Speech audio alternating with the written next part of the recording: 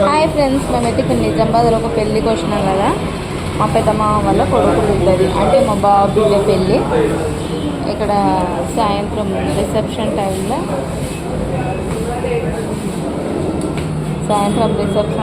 ఒక బేకరీకి వచ్చినాం.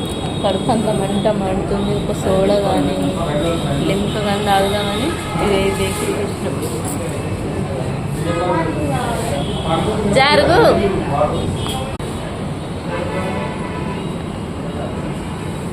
అయితే కడుపు అంతా కొంచెం గ్యాస్ లాగా ఉందని స్ప్రైట్ తీసుకుంటున్నాం. బాగుంది బేకరీ, నీట్గా ఉంది.